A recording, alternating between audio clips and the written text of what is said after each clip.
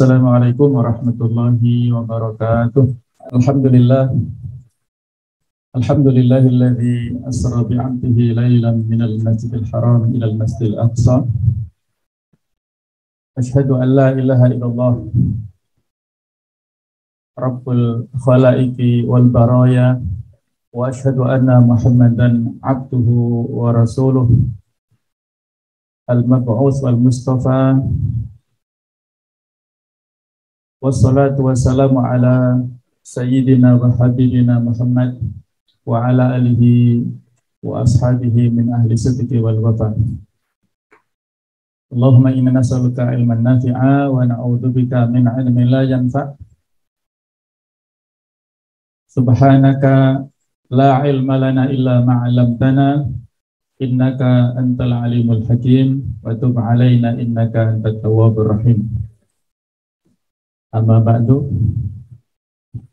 Bapak Ibu, para peserta kajian yang saya hormati, tema pada kajian ini adalah optimalisasi ibadah di masa pandemi. Kira-kira apa hubungannya antara tema kita ini dan peristiwa Isra Mi'raj? Jemaah sekalian, Bapak Ibu rahimakumullah dan anak-anakku sekalian, di antara akidah keimanan yang harus kita yakini bersama kepada qudratillah, ya. Keimanan kepada kekuasaan Allah Subhanahu wa taala terus-menerus kita yakini bersama bahwasanya innallaha ala kulli syai'in qadir, ya. Sesungguhnya Allah itu adalah Maha kuasa atas segala sesuatu. Yang mana di dalam Al-Quran ditegaskan wa matasqutu min waraqah illa ya'lamuha wala habatin fi dhulumatil ardi wala ratbin wala yabisin illa fi kitabim mubin. Dan tiada sehelai daun pun yang gugur melainkan dia mengetahuinya pula, dan tidak jatuh sebutir biji pun dalam kegelapan bumi, dan tidak sesuatu yang basah atau yang kering, melainkan tertulis dalam kitab yang nyata atau Lauh Mahfudz. Semuanya tidak lepas dari kuasa Allah Ta'ala. Di dalam ayat ini digambarkan walaupun sehelai daun yang gugur, yang jatuh dari pohonnya dimanapun berada, sebiji butir pun yang jatuh dalam kegelapan, yang kalau dilihat dengan kasat mata tidak bisa, ya, yang basah ataupun yang kering, semuanya tidak lepas dari kuasa Allah Subhanahu wa taala. Jadi kalau sesuatu yang sepertinya sepele, yang hina, yang ya mungkin tidak berharga, ya, menurut pandangan manusia pada umumnya, itu tidak lepas dari takdir Allah Ta'ala, apalagi berjalannya seluruh gugusan galaksi yang ada di alam raya, bintang-bintang, matahari, bulan, dan bumi, serta semua yang ada di alam raya, dan termasuk kehidupan manusia, itu semuanya tidak lepas dari pengetahuan dan kemahakuasaan Allah Subhanahu wa taala. Nah, termasuk yang kita alami saat ini berupa pandemi COVID-19 dengan berbagai macam variannya, ini juga adalah tidak lepas dari takdir Allah. Lepas dari polemik perbedaan pendapat, apakah ini betul alami atau rekayasa, ya. Tidak kompeten kita untuk mendiskusikan masalah itu. Tapi semua ini tidak lepas dari kuasa dan takdir Allah Ta'ala. Ma asaba min musibatin illa bi'idznillah. Wa may yu'min billahi yahdi qalbah. Wallahu bikulli syai'in alim. Tidak ada sesuatu musibah pun yang menimpa seseorang kecuali dengan izin Allah Subhanahu wa taala. Dan barang siapa beriman kepada Allah, niscaya Allah akan memberi petunjuk kepada hatinya, dan Allah Maha mengetahui segala sesuatu. Di sini kata-kata musibah itu dengan digunakan isim nakiroh, kata benda yang nakiroh, artinya musibah apapun yang menimpa manusia, menimpa makhluk yang ada di alam raya ini, illa bi'idnillah, kecuali semuanya itu adalah dengan izin Allah, atas perintah Allah, atas kuasa Allah Subhanahu wa ta'ala. Tugas kita adalah iman, itu ya. Wa may yu'min billah, kita mengimaninya, kita sandarkan semuanya kepada Allah Ta'ala, yang dengan itulah hidayah itu akan diberikan kepada kita. Jadi ada korelasinya ya, antara musibah yang itu adalah takdir Allah, kita imani dengan sepenuhnya, maka hidayah itu akan ditancapkan kuat dalam hati kita semuanya. Dan di antara sikap kita atau keimanan kita kepada af'alullah, perbuatan Allah Ta'ala, adalah sebagaimana yang ditegaskan di surat Al-Anbiya ayat 23, la yus'alu amma yaf'alu wa hum yus'alu. Dan Allah tidak ditanya tentang apa yang dia perbuat, akan tetapi merekalah manusia yang nanti dimintai pertanggungjawaban Allah Ta'ala. Kitalah yang mas'ul ya, yang nanti akan ditanya apa yang kita lakukan di dunia ini sehingga mengakibatkan ada dampak yang menimpa kita. Ma asabaka min hasanatin faminallah wa ma asabaka min sayyi'atin famin nafsik. Apa yang menimpamu berupa kebaikan itu semata-mata datang dari Allah, dan apa yang menimpamu berupa keburukan itu adalah akibat dari perbuatan kita.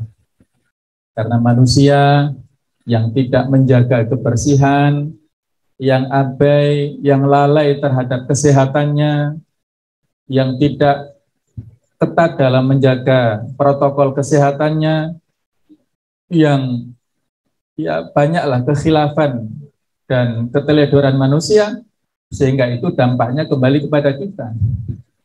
Kalau apapun yang ditakdirkan Allah, kita nggak boleh protes. Ini etika kita ya. La yus'alu amma yaf'al. Allah tidak boleh kita tanya, kenapa yang meninggal kemarin malah banyak ulama-ulama kita misalnya, banyak para kiai kita, orang-orang soleh banyak yang meninggal misalnya. Kenapa Allah mencabut nyawa mereka pada musim yang puncak-puncaknya dulu ya, dan sekarang sudah agak ngetren lagi walaupun tidak separah dulu ya. Kita nggak boleh mempertanyakan itu. Kenapa dulu orang-orang Aceh itu ditimpa tsunami yang demikian dahsyat, yang di NTB juga ada gempa dan sebagainya. Ini tidak boleh kita pertanyakan Allah yang telah melakukannya.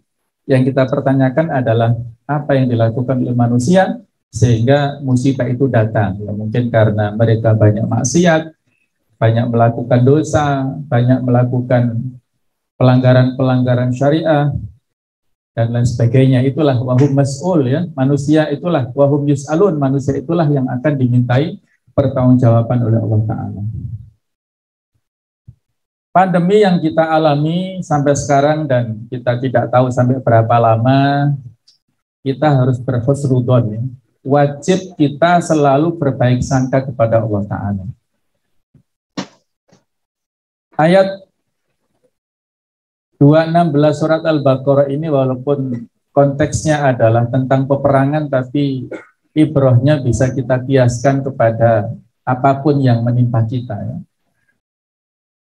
Jadi kalau ayat ini diawali dengan kutiba alaikumul qital wa huwa kurhul lakum, diwajibkan kepada kalian peperangan padahal itu kalian enggak sukai ya, kalian membencinya. Wa asa an takrahu syai'a wa huwa khairul lakum, boleh jadi kamu membenci sesuatu padahal itu adalah baik untuk kalian.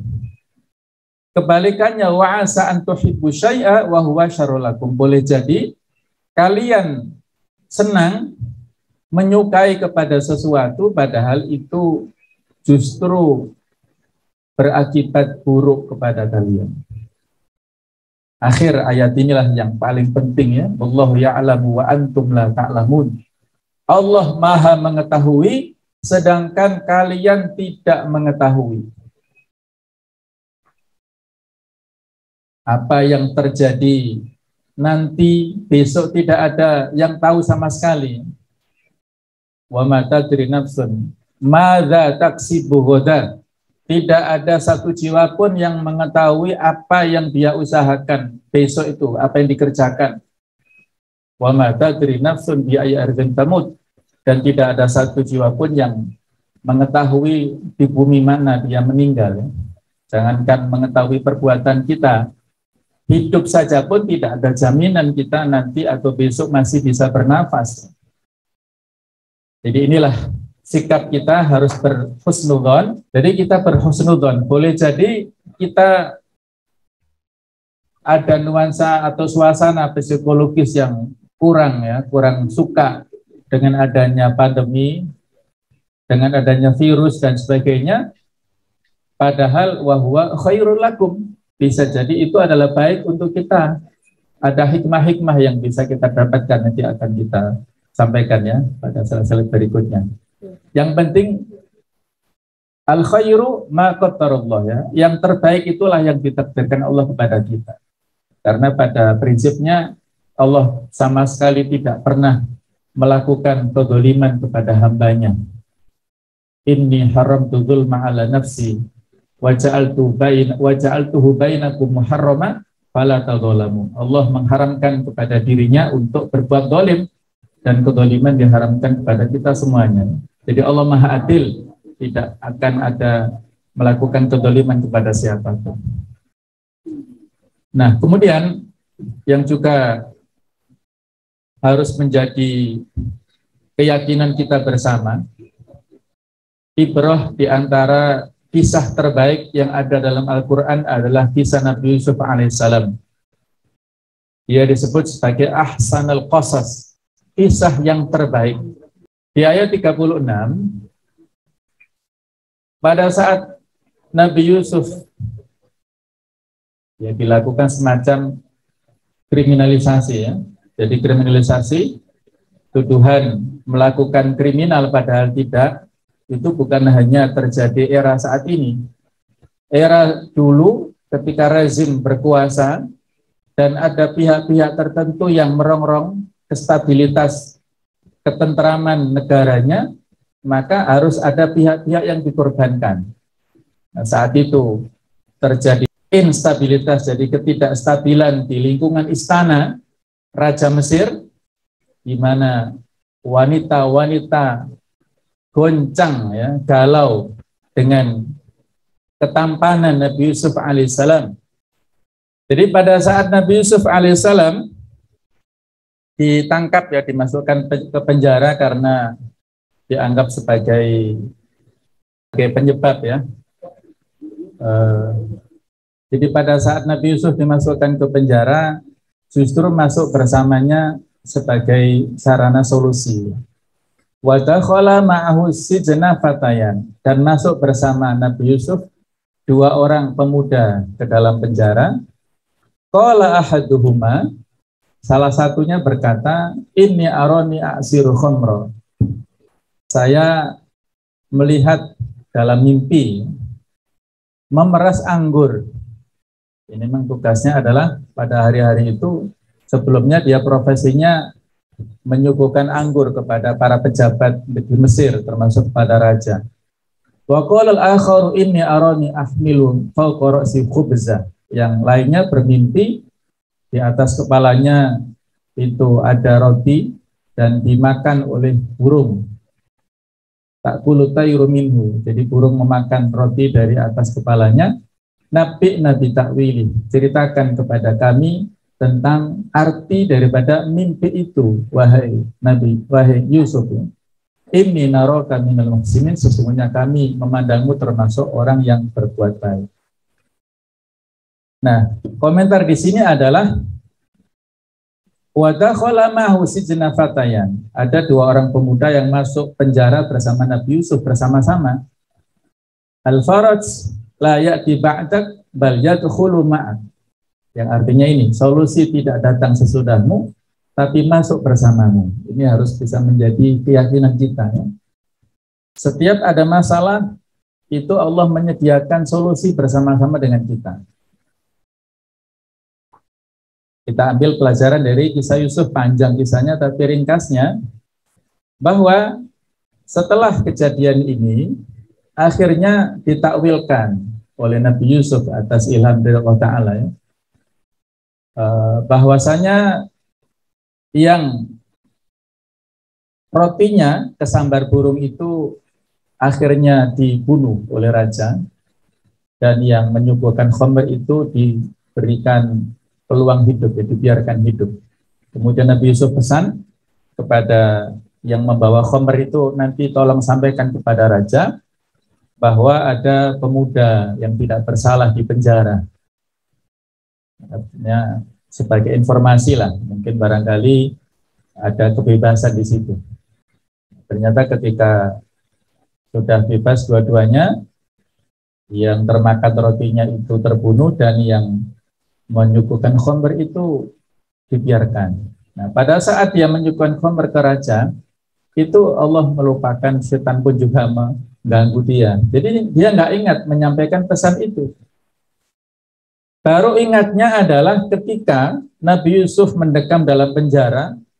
Berapa lama Nabi Yusuf di penjara itu? Ada beberapa pendapat. Ada yang mengatakan Nabi Yusuf di penjara itu 5 tahun. Ada yang mengatakan sampai 7 tahun, bayangkan ya.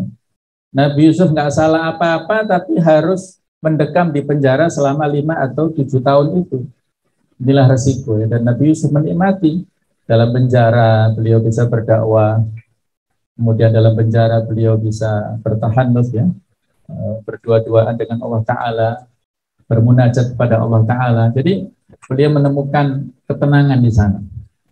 Nah, baru 5 atau 7 tahun itulah raja bermimpi.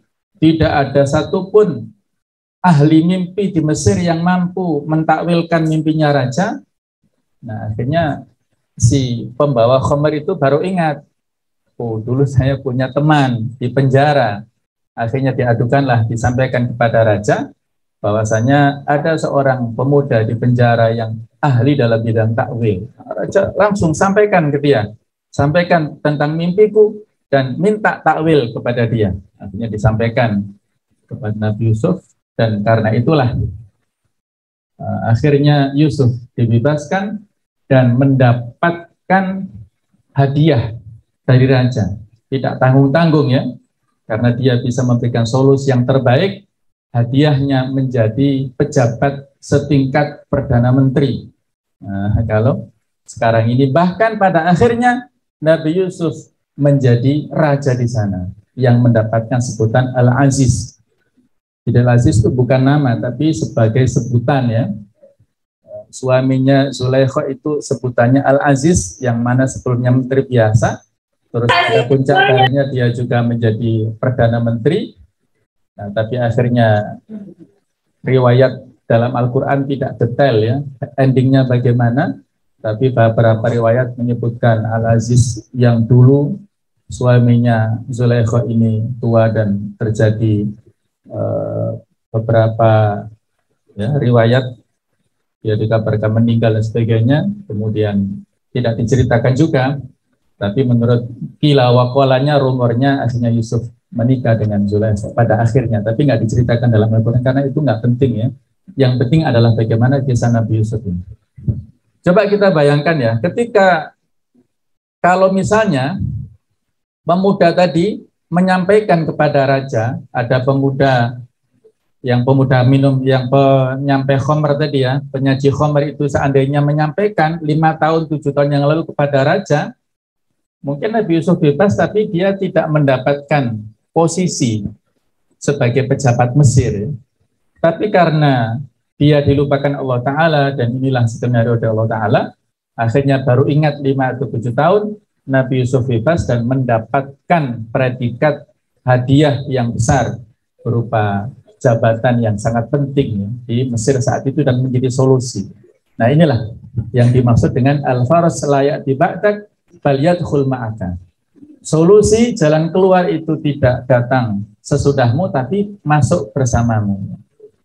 Inilah yang ditegaskan di dalam surat Al-Insyirah, fa inna ma'al usri yusra, inna ma'al usri yusra, maka sesungguhnya bersama kesulitan ada kemudahan, sesungguhnya bersama kesulitan ada kemudahan, diulang ya, diulang-ulang.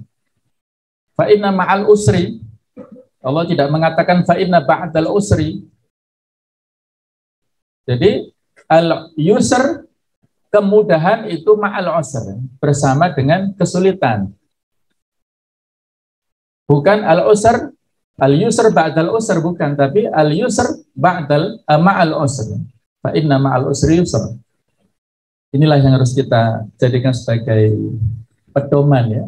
Ketika ada masalah yang kita hadapi terkait dengan tersebarnya virus, yaitu disebut pandemi ini, justru di dalam pandemi ini Allah menyertakan solusi-solusi yang sekian banyak, hikmah-hikmah jalan keluar yang sekian banyak, yang harus kita ambil ya. Hikmah itu adalah seperti barang hilang seorang muslim yang harus kita manfaatkan kapanpun kita dapatkannya. Al-hikmatu dhalatul mu'min anna wajadaha fahuwa haqqu biha. Baik. Nah, sikap seorang muslim itu adalah baina syukri was sabr. Syukur dan sabar itu ibarat dua sayap burung yang kalau satu sayapnya patah, burung itu nggak bisa terbang. Seorang muslim dalam kehidupan ini mensikapi segala yang terjadi itu baina syukri was sabri, antara syukur dan sabar. Ajaban li amril mu'min, sangat menakjubkan urusan orang mukmin. Inna amrahu kullahu khair, semua urusannya itu ditanggapi dengan baik. Walaysa dzaka li ahad lil mu'min, dan itu tidak dimiliki kecuali oleh seorang mukmin. In asabatu sarra'u syakara fakana khairan lahu, kalau dia ditimpa segala sesuatu yang menyenangkan, lulus ujian dengan nilai mumtaz misalnya, mendapatkan pekerjaan yang terhormat, jabatannya naik, dan segala yang menyenangkan dia bersyukur. Wa in asabatu dharra'u sabara, kalau dia ditimpa segala sesuatu yang menyedihkan, yang menyusahkan, baik berupa sakit, kehilangan, terpisah dengan orang-orang yang dicintainya, dan semua hal-hal yang menyedihkan, maka itu dia bersabar, termasuk adanya virus dan lain sebagainya, bahkan khairan lahu, itu adalah hal yang baik untuknya. Kita hadapi semua nikmat dengan rasa syukur, dan kita terima semua musibah dengan rasa sabar. Maka tidak ada yang buruk bagi setiap mukmin, semuanya adalah baik. Nah, Bapak-Ibu sekalian, para jamaah, anak-anakku sekalian, mari kita hayati sejenak taujih Rabbani, nasihat dan tausiah yang disampaikan Allah Ta'ala dalam Al-Quranul Karim, ayat yang sering kita baca pada momentum peristiwa Isra Mi'raj ini. Subhanalladzi asra bi'abdihi lailan minal masjidil haram ilal masjidil aqsa alladzi barakna haulahu linuriyahu min ayatina innahu huwas samiul basir. Jadi ayat ini diawali dengan kata-kata subhana, maha suci Allah. Jadi menunjukkan adanya peristiwa luar biasa yang datang sesudah penyebutan kata-kata subhana ini. Allah yang telah memperjalankan. Asra itu fi'il madinya, kemudian isra itu isim masdarnya, perjalanan pada waktu malam. Takdir Allah Ta'ala memperjalankan kepada bi'abdihi, kepada hambanya. Kata-kata bi'abdihi ini juga menunjukkan dalil bahwasanya Rasulullah SAW ini di Isra Mi'rajkan Allah Ta'ala dengan jasad dan rohnya, bukan hanya rohnya ya, bukan hanya mimpi, tapi beliau benar-benar berjalan melakukan rihlah perjalanan Isra ini bi'abdihi dengan fisik dan ruhnya. Sehingga pada pagi harinya banyak orang-orang Quraisy yang mengingkarinya. Sayyid Syekh Muhammad bin Alwi Al-Maliki itu meyakini bahwa beliau Isra Mi'raj dengan jasad dan ruhnya. Seandainya ruhnya saja, mimpinya itu orang-orang Quraisy nggak mempermasalahkan. Tapi karena beliau menceritakan dan menyampaikan perjalanan dengan fisik dan ruhnya, banyak yang mengingkarinya. Lailan pada satu malam, bahkan tidak sampai penuh malamnya ya, yaitu pertengahan malam sampai dengan pagi, minal Masjidil Haram, dari Al-Masjid Al-Haram yang ada di Makkah sampai ke Al-Masjid Al-Aqsa. Al-Aqsa artinya Al-Ab'ad, yang terjauh, yang ada di Palestina. Perjalanannya, jaraknya kurang lebih 1234 km. Kalau dalam ditempuh dengan jalan kaki dulu mungkin 1 bulan, bolak-balik bisa 2 bulan. Kalau dengan pesawat sekarang ya hanya 2 jam kurang lebih. Nah, tapi pada saat dulu, teknologi saat itu tidak ada yang seperti sekarang, tapi sudah mampu dijangkau dalam waktu yang sangat cepat. Jadi naik buruk, ya, perjalanan dengan buruk. Buruk itu dari kata-kata barq yang artinya kilat. Sejauh mata memandang kecepatannya, ya, lebih kecil dari kuda dan lebih besar daripada himar. Alladzi barakna haulahu, yang telah kami berikan barokah di sekitar Masjidil Aqsa, di sekitar Palestina. Di antara keberkahannya adalah banyaknya para rasul yang diutus dari Palestina. Jadi para nabi, para rasul ini yang disebutkan dalam Al-Quran ada 25. Jumlahnya lebih banyak dari itu, ya. Sekitar 300-an 14 rasul ini. Tapi yang disebutkan namanya adalah hanya 25 saja dalam Al-Quran. Itu yang terbanyak adalah dari Palestina. Kurang lebih 12 menurut satu pendapat. Ada Nabi Lut, ya, Nabi Ishak, Nabi Yakub, ada Zulkifli, ada Ilyasa, ada Zakaria, ada Yahya, ada Isa. Nah, inilah nabi-nabi atau rasul yang datang, yang diutus di Palestina. Kemudian ada lagi rasul-rasul yang diutus ke bangsa Arab. Ada 5, yaitu yang pertama Nabi Hud alaihissalam. Diutus kemana Nabi Hud? Kaum apa? Kaum Ad. Nah, itulah kaumnya Nabi Hud. Kaum Ad itu ada di Al-Ahqaf, di sekitar Yaman, itu daerah Arab. Ada juga Nabi Saleh, kaumnya disebut kaum Samud, yang ada di Al-Hijr. Hijr itu daerah Tabuk sana, utara Madinah 300 kilometeran, masih daerah Arab. Ada juga Nabi Syu'aib, itu di daerah Madian. Madian adalah perbatasan antara Hijaz dengan Syam. Ini juga masih daerah Arab. Dan ada Nabi Ismail alaihissalam. Ini ke kaum Amalik. Amalik itu adalah pendatang dari Yaman yang bermukim di sekitar Makkah. Yang kemudian yang terakhir adalah Rasulullah Muhammad SAW. Diutus untuk manusia dan jin, ya, semuanya, untuk rahmatan lil alamin, ya, semuanya. Nah, di samping 2 negara itu ada Mesir, ada Irak. Jadi 4 itulah asal ataupun diutusnya para rasul. Yang terbanyak adalah Palestina. Liunuriyahu min ayatina, untuk kami tunjukkan kepadanya di antara tanda-tanda kebesaran kami. Innahu huwas samiul basir, sesungguhnya Allah yang maha melihat, yang maha mendengar lagi maha melihat. Coba kita lihat, inilah maket gambar daripada Masjidil Aqsa, yang mana ini komplek luas. Nah, yang ada lingkarannya itulah Al-Jami' Al-Aqsa yang sekarang berada di bawah penindasan orang-orang Yahudi Israel. Mudah-mudahan ya Allah segera menghancurkan mereka dan mengembalikan eksistensi dominasi umat Muslim di Palestina untuk di Masjidil Aqsa ini. Sedangkan yang kubahnya kuning itu disebut Qubatus Sakhra. Yang terkenal yang itu ya. Jadi Masjidil Aqsa adalah yang ini, yang ada lingkarannya.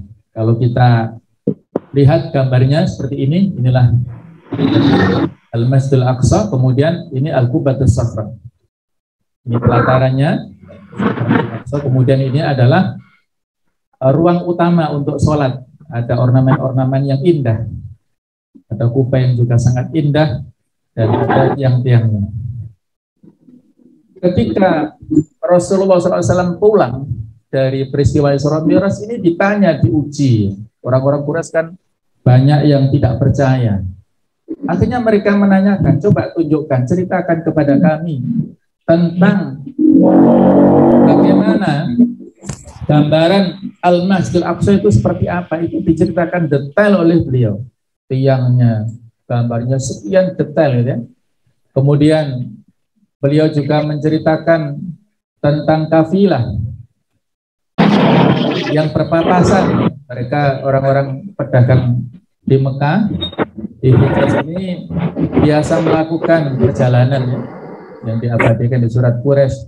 Rihlat tasyita wasayf li ila fi Quraisy ila fi rihlat tasyita wasayf. Mereka biasa melakukan perjalanan pada musim dingin ke Yaman, pada musim panas ke Syam. Jadi pada saat mereka kafilah dagang ini berjalan dari Mekah ke Syam itu ada yang berpapasan dengan Rasulullah dan ontanya juga ada yang berpapasan dengan Rasulullah, diceritakan oleh beliau. Sudah detail ceritanya, tapi karena mata hati orang-orang Quraisy tertutup, maka tidak bisa menerima kebenaran berita Nabi Muhammad SAW. Seperti itu. Yang menerima adalah Abu Bakar, sehingga diberikan julukan As-Siddiq.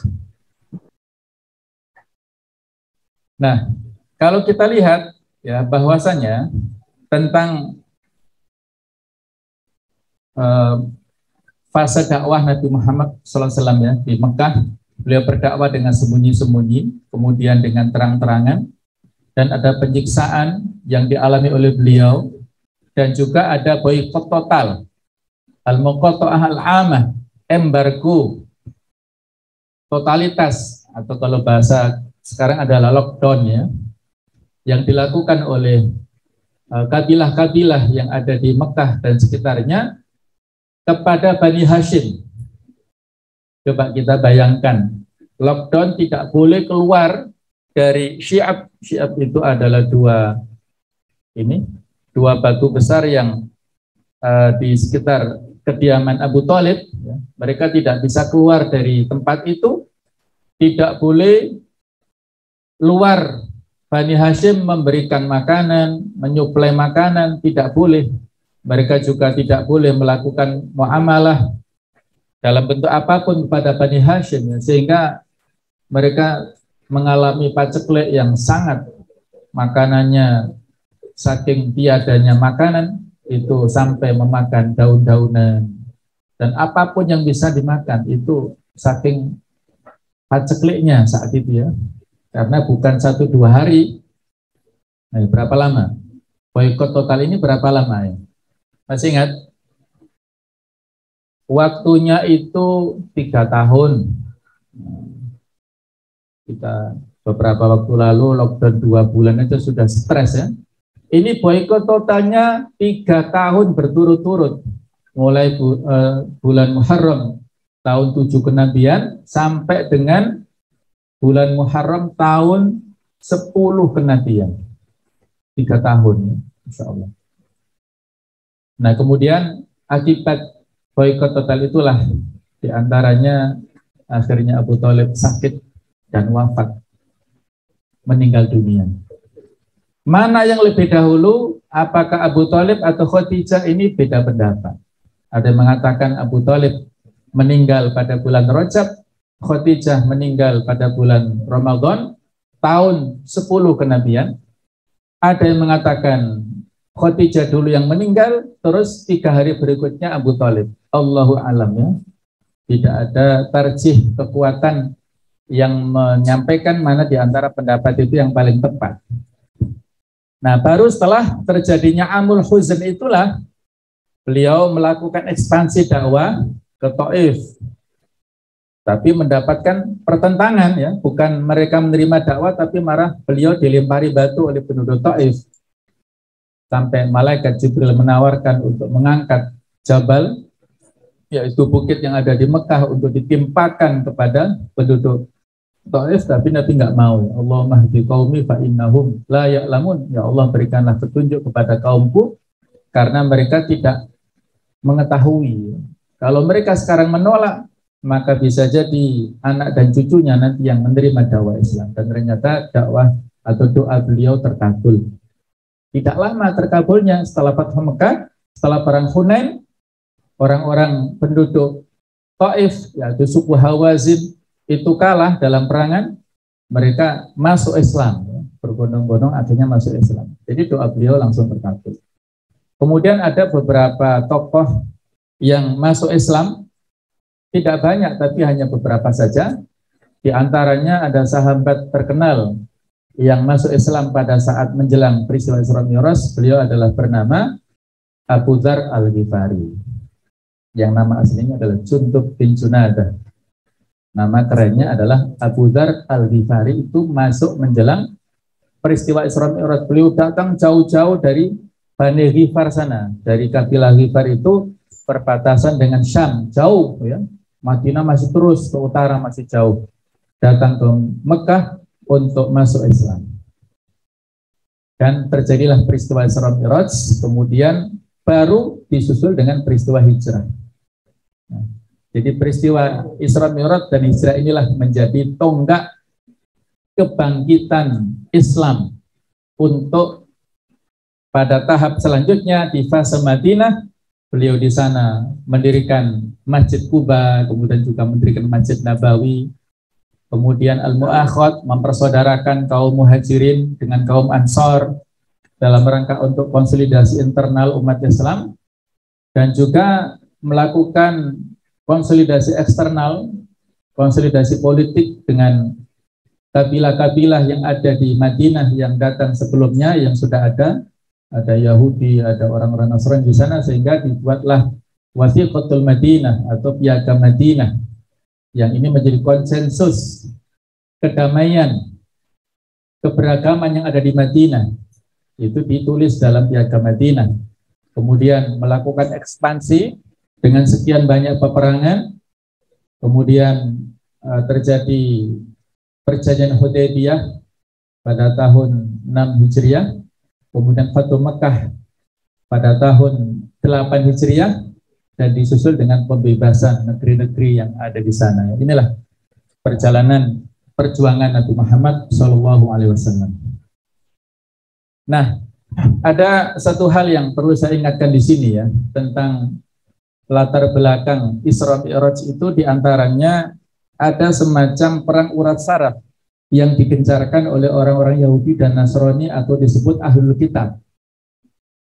Jadi tadi kita sebut ya, ada Al-Masjidil Aqsa yang ada di Palestina ya.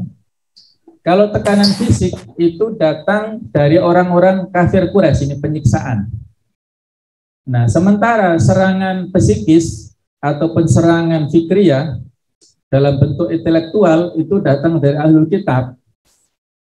Mereka memberikan move ataupun penyebaran isu-isu kepada masyarakat bahwasanya Nabi dan Rasul akhir zaman itu harusnya datang dari orang Palestina, dari Bani Israel, bukan datang dari Mekah, bukan datang dari Arab. Nah, ini yang disebarkan ya, ini untuk mendowngrade, untuk mendemarketing, menyebabkan orang-orang tidak percaya dengan risalah yang dibawa oleh Nabi Muhammad SAW. Jadi itu disebarluaskan. Nah, maksud di antara tujuan Isra Mi'raj adalah Allah Ta'ala ingin mengangkat posisi Nabi Muhammad SAW dan mengantarkan beliau mampir ke Palestina. Ini pertanyaannya, kenapa beliau tidak langsung saja dari Masjidil Haram ke Sidratul Muntaha, tapi transit dulu di Masjidil Aqsa di Palestina? Di antara alasannya seperti itu. Beliau ingin transit di negara yang disitulah sebagai pusat peradaban para nabi pada waktu itu. Dan di sana ada Masjidil Aqsa yang itu adalah merupakan kiblatul anbiya, kiblatnya para nabi dan rasul, yang juga dijadikan kiblat oleh umat Islam setelah turunnya perintah sholat ini. Jadi maksudnya ke sana. Dan di samping itu beliau juga mengangkat derajatnya, dipertemukan dengan para nabi dan rasul. Beliau mengimami ya, di Masjidil Aqsa mengimami sholat para nabi dan rasul. Dalam pendapat disebutkan dengan fisiknya, bukan semata-mata rohnya.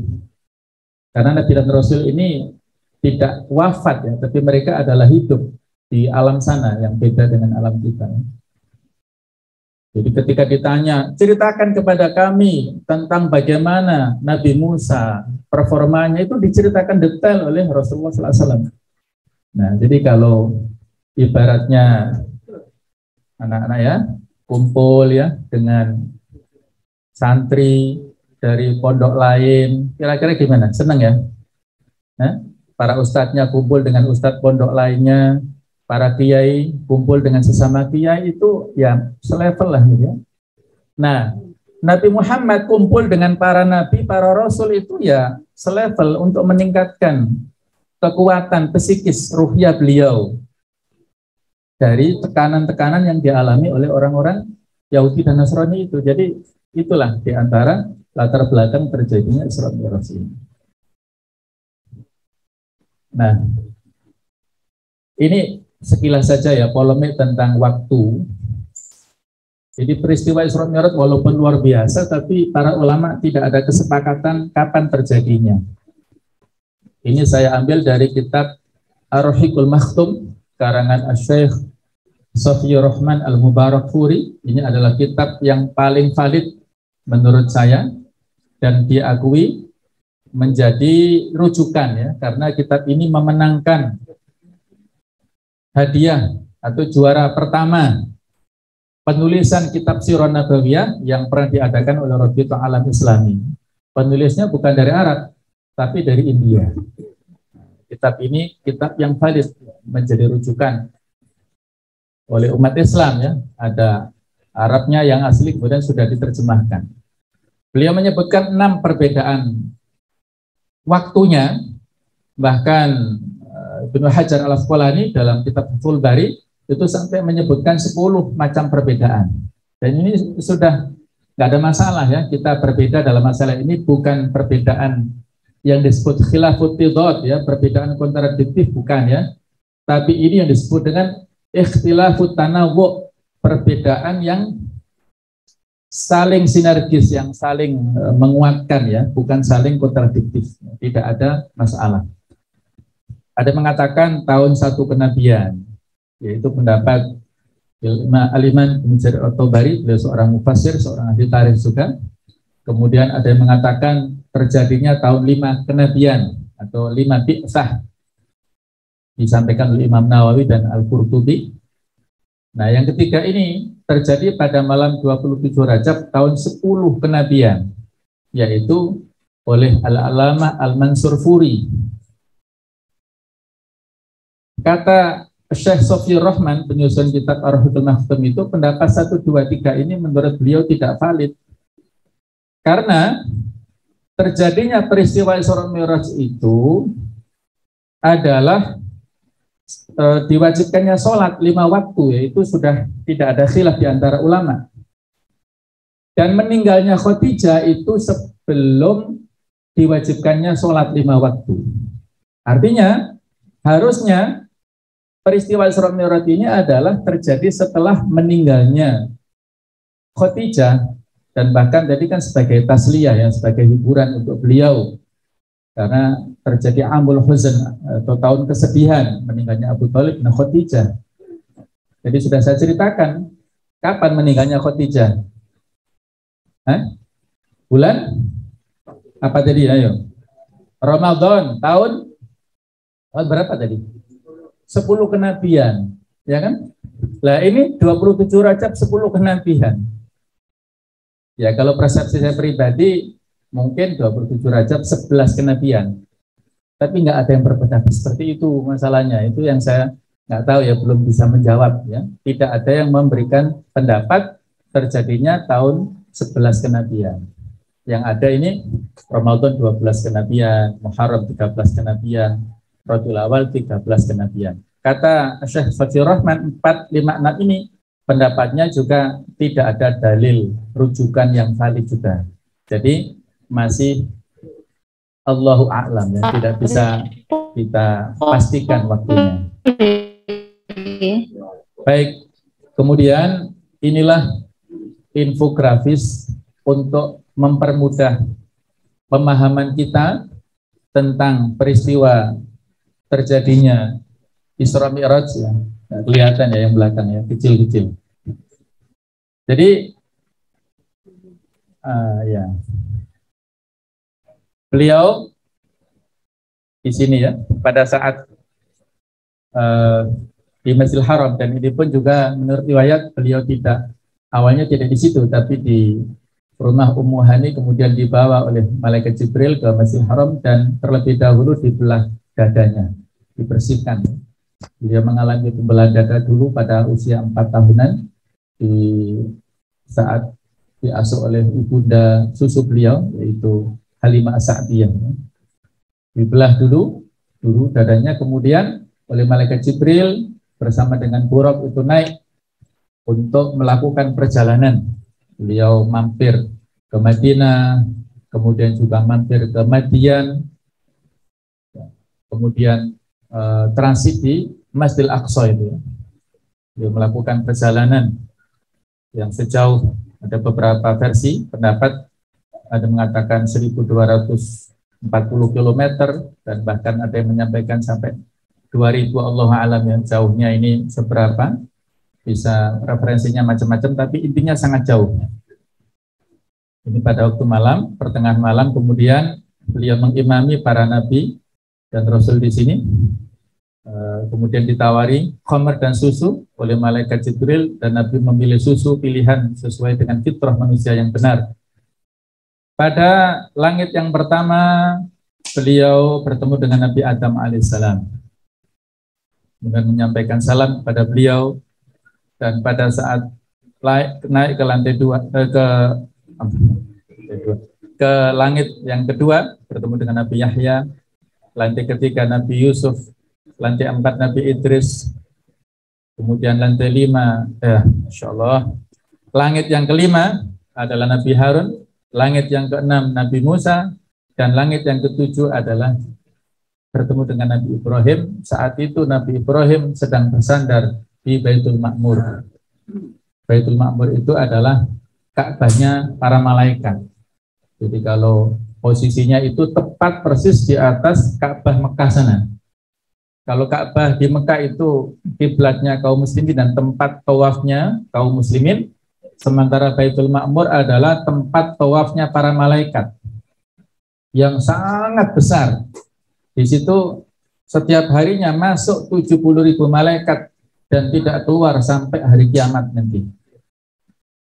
Jadi sangat besar. Nah, kemudian baru naik ke Sidratul Muntaha. Beliau menerima perintah sholat 50 kali dalam sehari, kemudian konsultasi dengan Nabi Musa sampai kemudian dikurangi menjadi 5. Jadi 5 kali sholat 5 waktu sama dengan 10 kali lipat, sama dengan nilainya 50. Tentang perbedaan pendapat atau polemik apakah Nabi Muhammad SAW melihat Allah secara langsung atau tidak pada saat peristiwa Mi'raj. Jadi kalau peristiwa Isra-nya itu ada di awal Al-Isra, ya, surat Al-Isra maksudnya. Kemudian peristiwa Mi'raj itu diantaranya bisa kita baca di surat An-Najm. Setelah Rasulullah pulang dari peristiwa ini, Ada pertanyaan dari Abu Dzar Al-Ghifari yang kita kisahkan tadi ya, masuk Islamnya baru saja sebelum peristiwa Isra Mi'raj ini. Ya Rasulullah, hal ra'aita rabbak, wahai Rasulullah, apakah Anda melihat Tuhan Anda, melihat Allah secara langsung? Beliau menjawab, nurun anna arahu. Yang ada itu hanyalah cahaya. Bagaimana aku bisa melihatnya? Atau sahih riwayat Muslim. Ini menunjukkan bahwasanya pada saat itu beliau tidak melihat Allah secara langsung. Adapun yang di surat An-Najm, fakana qaba qausaini au adna, yang sejarak 2 busur, itu di antara pendapat penafsirannya adalah yaitu malaikat Jibril, ya, jaraknya sejauh 2 busur. Kemudian tentang walaqad ra'ahu nazlatan ukhra, nah itu juga melihat Jibril dalam bentuknya yang asli setelah dulu melihatnya pada saat menerima wahyu di Gua Hira itu. Ini memang inilah pendapat yang rajih menurut saya. Kalau ada yang berbeda monggo silakan, nggak ada masalah ya. Jadi kaum muslimin itu nanti melihat Allah Ta'ala kalau sudah masuk surga. Lilladzina ahsanul husna wa ziyadah. Kata-kata ziyadah itu adalah an-nadharu ila wajhillahi tabaraka wa ta'ala, melihat wajah Allah secara langsung nanti di surga. Adapun hasil oleh-oleh dari Isra Mi'raj, sebagaimana orang safar ya, rihlah, bepergian itu ada oleh-olehnya. Beliau pulang dari Isra Mi'raj ada oleh-olehnya. Ini bisa ditulis ya, artinya saja nggak apa-apa ditulis untuk sebagai pengingat. Kisah potongan dari cerita Abdullah bin Mas'ud radhiyallahu anhu. Fa'udhiya Rasulullah SAW salasan. Beliau diberikan 3 macam, 3 hal. U'tiya shalawatul khams. Beliau diberikan sholat 5 waktu. Ada pensyariatan sholat 5 waktu ya pada saat itu. Wa u'tiya khawatimah suratil Baqarah. Diberikan akhir-akhir di surat Al-Baqarah, ayat-ayat akhir itu. Kemudian yang ketiga, wa ghufira liman lam yusyrik billahi min ummatihi syai'a al-muqhimat. Diampuni siapa saja yang tidak menyekutukan Allah dengan apapun, apakah walaupun dia melakukan dosa-dosa besar. Selama tidak ada dosa syirik, maka ada peluang ampunan dari Allah Subhanahu wa Ta'ala. Inilah 3 hal yang penting yang menjadi oleh-oleh pasca Isra Mi'raj ini. Nah, di antara hikmah yang bisa kita ambil ya, ini juga bisa ditulis. Masih banyak hikmah yang lainnya, tapi di antaranya adalah 6 ini. Yang pertama adalah Isra Mi'raj itu merupakan bukti kekuasaan Allah yang ditunjukkan kepada Nabi Muhammad SAW dan menjadi ujian bagi umatnya. Apakah kita beriman ataukah ragu-ragu atau malah menolaknya? Itu adalah ujian bagi kita semuanya. Yang kedua, bahwa akal manusia sangat terbatas apabila dibandingkan dengan ilmu Allah Ta'ala. Tidak ada apa-apanya ya. Akal kita sangat terbatas, tidak bisa menjangkau kekuasaan Allah. Yang ketiga adalah menunjukkan kemuliaan Baitul Maqdis sebagai kiblat pertama umat Islam dan kiblatul anbiya. Walaupun setelah turunnya kewajiban sholat ini kan akhirnya dilaksanakan sholat ya. Kaum muslimin sholat menghadap ke Baitul Maqdis itu kurang lebih 16 bulan. Dan itu menjadikan orang-orang Yahudi bergembira. Karena sholatnya ngadap ke Palestina sana, mereka merasa senang. Maka beliau sering menengadahkan wajahnya ke langit ya. Qad nara taqalluba wajhika fis sama. Beliau terus berusaha untuk mencari petunjuk dari Allah karena nggak nyaman menghadap ke sana ya. Sering dijadikan bahan oleh orang-orang Yahudi itu ya, bahan pembulian. Dan ketika dipalingkan Wawali wajah syatrul masjidil haram itu justru malah juga dijadikan bahan bulian oleh orang-orang Yahudi juga. Ini sudah susah. Jadi beliau pada saat sholat di Madinah, sekarang ada masjidnya yang disebut Masjid Qiblatain ya, karena disitulah awalnya menghadap ke utara, kemudian dirubah ke selatan, ke Mekah. Itu kan posisi dari Madinah ke arah selatan. Jadi pada saat beliau diajak oleh orang-orang Yahudi, itu Muhammad memalingkan kiblat sholatnya dari kiblatul Anbiya kepada kiblat nenek moyangnya, tanah airnya di Mekah.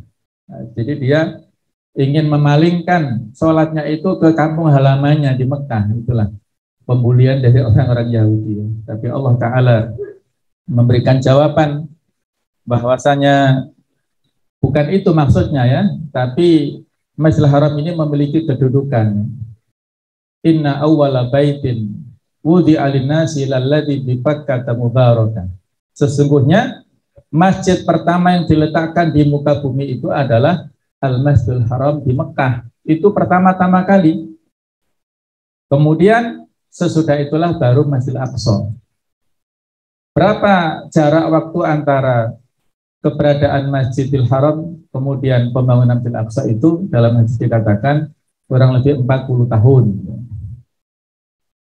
Jadi kalau Masjidil Aqsa adalah kiblatul Anbiya, nah, sementara Masjidil Haram itu adalah kiblatul Ibrahim alaihissalam yang merupakan Abul Anbiya. Jadi ibarat level ya, Nabi Ibrahim itu senior daripada nabi-nabi yang lainnya, daripada Nabi Musa, Nabi Isa dan lain-lainnya. Nabi Ibrahim itu senior. Nah, itulah yang berada di Mekah. Yang keempat, pada peristiwa ini difardukan sholat 5 waktu sebagai sarana komunikasi langsung antara hamba dengan Allah Ta'ala. Yang kelima, memperkuat keimanan umat Islam tentang keberadaan surga dan neraka, serta balasan perbuatan dosa dan maksiat. Yang keenam adalah Islam itu agama fitrah, karena beliau memilih susu ya, tidak memilih arak. Nah, sedangkan kaitannya dengan hikmah-hikmah yang ada pada tersebarnya atau ada pandemi COVID-19 ini, ada banyak, diantaranya ya 10 hal ini yang ada kaitannya ya. Di antaranya adalah bahwa yang pertama, kita menyadari Allah Maha Kuasa. Dari virus yang sekecil itu bisa menghebohkan seluruh dunia dengan segala macam variannya sekarang, walaupun setelah itu ada konspirasi dan sebagainya, Allah alam kita nggak bisa memastikan ya. Tapi yang jelas kita manusia harus mengakui tentang kekuasaan Allah Ta'ala. Kemudian dengan COVID-19 ini mengajarkan untuk kita tidak boleh sombong ya. Tidak ada bandingnya kita dengan kekuasaan Allah Ta'ala. Tidak boleh menyombongkan diri kita. Yang ketiga adalah memberikan pengajaran kepada kita dengan pandemi ini untuk semakin bertakwa kepada Allah, semakin hati-hati, semakin takut kepada Allah Ta'ala, semakin mawas diri, semakin memberikan penjagaan kepada kita dari murka Allah Ta'ala. Yang keempat adalah, ini kaitannya dengan tema kita, yaitu meningkatkan kualitas dan kuantitas ibadah kita. Karena dengan peningkatan ibadah itulah imunitas kita juga semakin meningkat. Di awal-awal pandemi kita sering mendengar ada istilah imun, ada istilah aman, ada istilah iman ya. Iman, imun, dan aman. Iman itu adalah kaitannya dengan tawakal. Kemudian imunitas adalah dengan ikhtiar kita itu.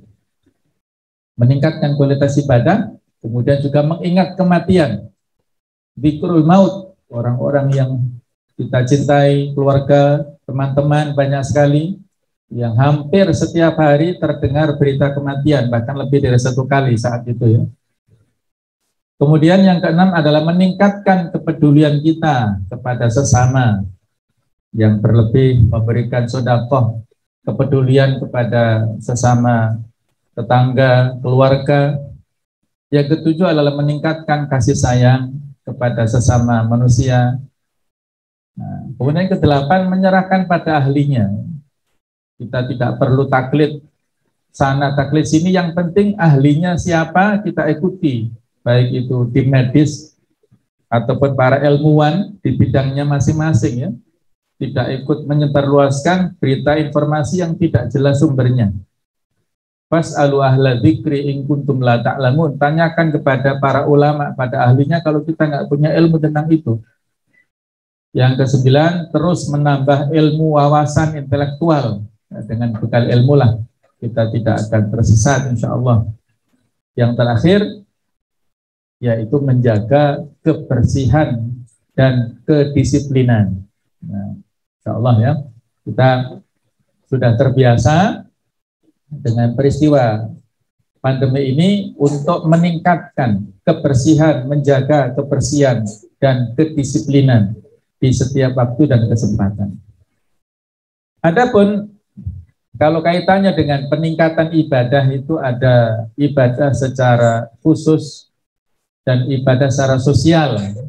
Sudah kita ketahui ada mahdoh dan ghairu mahdoh atau amah.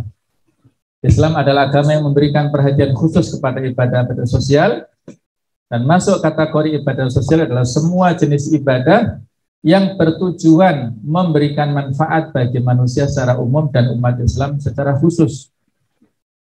Kita punya potensi apapun, apakah potensi di dalam hal harta, potensi ilmu, potensi waktu, kesempatan, semua kita berikan kontribusi untuk masyarakat. Nah, sedangkan ada banyak jenis ibadah sosial dalam Islam, antara lain ada zakat, infak, sedekah, wakaf, kurban, akikah, hibah, wasiat, hadiah, jihad, dan sebagainya. Yang kalau judul kita adalah optimalisasi ibadah, berarti mencakup dua hal ini, baik itu mahdhah ataupun sosial, ibadah ritual atau sosial. Insya Allah ini adalah slide terakhir, ada beberapa, tapi saya kira inilah yang bisa kita jadikan sebagai panduan. Kita optimalkan untuk peningkatan ibadah supaya kita memiliki imunitas dan kita mendapatkan berbagai macam solusi dari berbagai macam kesulitan, terutama pandemi saat ini. Ibarat diri kita ini seperti komputer, maka kita install program-program yang bermanfaat yang ada dalam file-file diri kita masing-masing. Di antaranya adalah program puasa sunnah.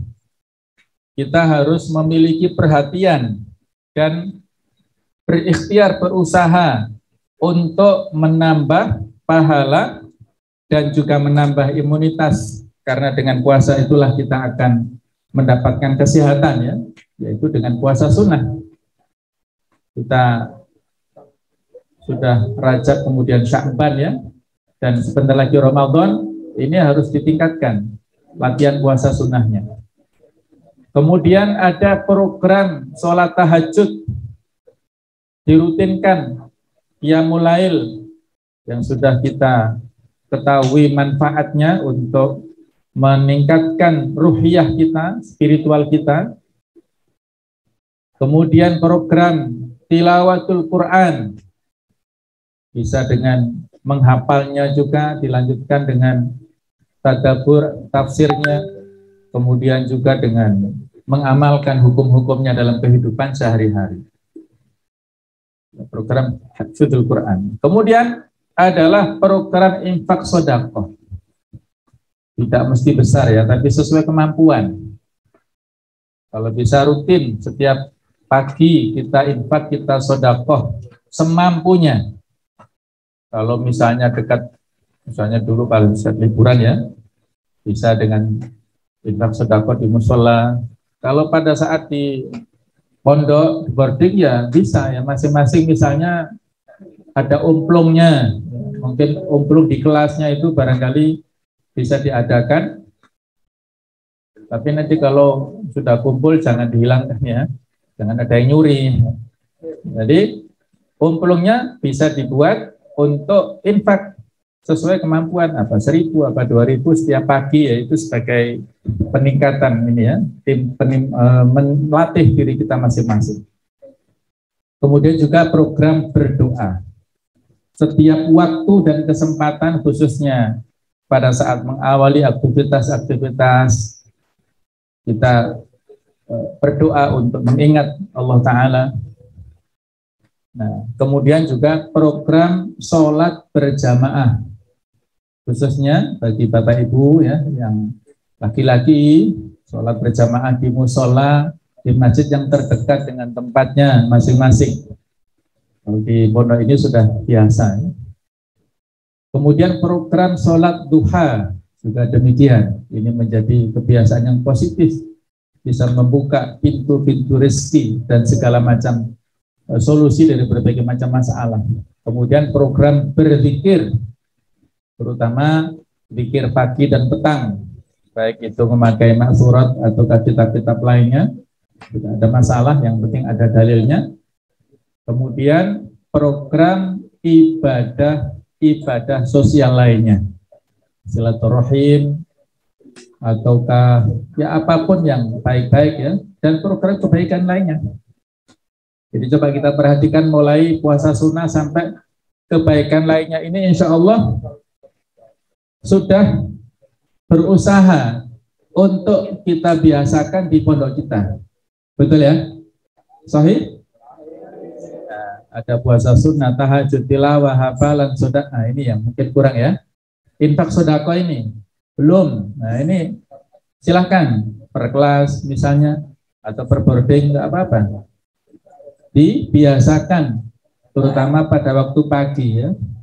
Kalau kita pada waktu pagi berinfak sedekah, ya pagi itu ada 2 malaikat yang berdoa. Satu malaikat berdoa, Allahumma a'ti munfiqan khalafan, ya Allah berilah ganti kepada orang yang suka infak pada pagi ini. Doanya baik. Ada lagi malaikat, Allahumma a'ti mumni'an halakan, ya Allah berikanlah kebinasaan kepada orang yang suka menahan hartanya pada hari ini. Jadi doa malaikat mustajab ya. Jadi kita pilih yang pertama tadi, berdoa.